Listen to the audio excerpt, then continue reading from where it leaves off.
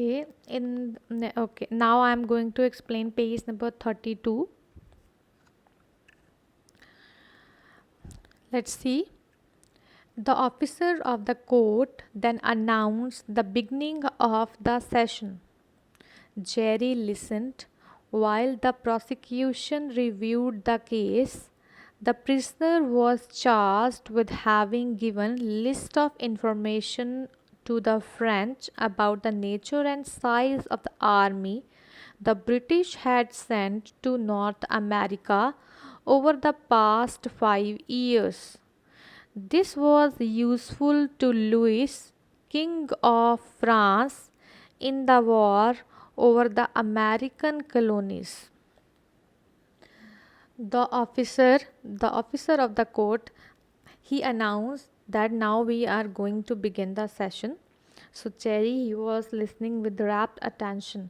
Then, so the lawyer of the prosecution, he reviewed the case. He announced in the courtroom that what is the case. He announced that this is a case of treason, and the accused is having a blame that he has shared the secret information of nature and size of the army the British had sent to North America over the past 5 years.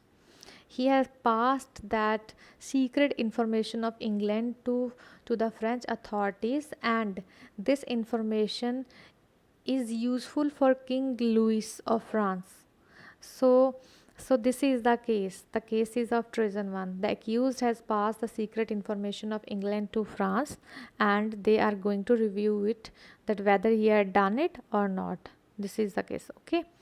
So regarding some kind of thing, the Britishes have sent regularly. The people were sending their armies to America, in America, and somebody had put this case on Charles Darnay that he is leaking the secret information to the French authorities that can be helpful for them in order to get victory in that kind of war. Despite the fact that the accused knew he was being condemned in the mind of almost everyone in in the room, he did not show any sign of fear. Although Charles Darnay, he noted that thing in a very well manner, that all the people assembled there in the courtroom, they people were having the notion that he is blameworthy person, but he had not shown any kind of sign of fear. Why? Because he is having firm belief in the law and order. At one point, his head turned to two figures sitting towards the front of the court, a young lady and a very distinguished gentleman with striking white hair. So, Charles Darnay, what he saw that in the courtroom many people were assembled there, but his eyesight was struck to two people, to two figures, a young lady and a very distinguished gentleman who was having white hair. She had her arm around his, and when she addressed him, the man's expression softened and he seemed to become younger, almost the prime of life, one might say. So Charles Diana noticed that whenever the young girl she addressed the old gentleman, the old gentleman's expressions softened, and it seems like that whenever she talks with that old gentleman, he he appears more younger than his age. What now? Jerry asked the man next to him. So Jerry inquired from that man who was standing next to him that what is going to happen now. Witnesses against the prisoner. He replied, now the judge is going to call all the witnesses against the prisoner one by one. The main witness against the accused was a man by the name John Brassard, 30 years old. The Attorney General, his wig placed squarely upon his head, began his cross examination. So the man, he informed Jerry Cruncher that now the witnesses are going to be called. And Attorney General, he just placed his wig, he just set his wig on his head, and he began the cross examination from the first very witness. So the main witness in this case is John Brassard. John Brassard is also known as Solomon in this novel. Okay, now let's see what the main witness is going to say about the accused. John Brassard,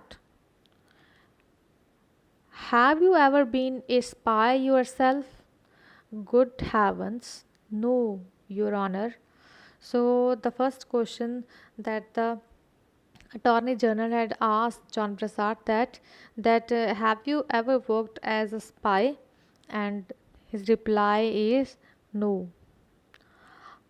How do you earn your living? Or property, Your Honor. What is this property? I can't remember exactly, Your Honor. Brassard had a rat like face, narrow, with a pointed nose and close set eyes. You have seen the picture of John Brassard? You can see it again. He is having a rat like face, pointed nose, and close set eyes. So he replied. So the judge said, okay, you are not working as a spy, then how you are earning your livelihood? He said, property. When he asked where is that property, then he said, I don't remember exactly where is that. He is so clever. He know how to just do the things in that clever manner. He managed all that things in that clever manner. Now, Mr. Brassard, you say you saw the prisoner hand the list in question to some Frenchman. I did, Your Honor. So the next question of Attorney General is this, that okay, you tell me that you said that you have seen the prisoner to giving the secret information to some Frenchman. He replied in affirmation, yes, he did.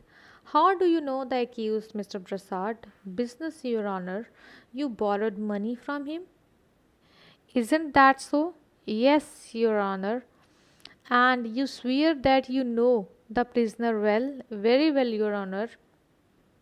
John Brassard was dismissed, and the second witness against the accused was called, a certain Roger Clay, a former servant of Tyranny. So after that, the Attorney General had asked many questions to John Brassard, that how do you know the accused? He gave the answer that in I know him because I used to deal him in I used to deal with him in business matters. Then he asked that you have borrowed some money from him. He said yes, and he said कि you swear that you know the prisoner in a well manner. Then he swear that he knew the prisoner in a very well manner. Then Attorney General had dismissed John Brassard, and he called the next witness, that is Roger Clay. And who is Roger Clay? A former servant of Charles Darnay.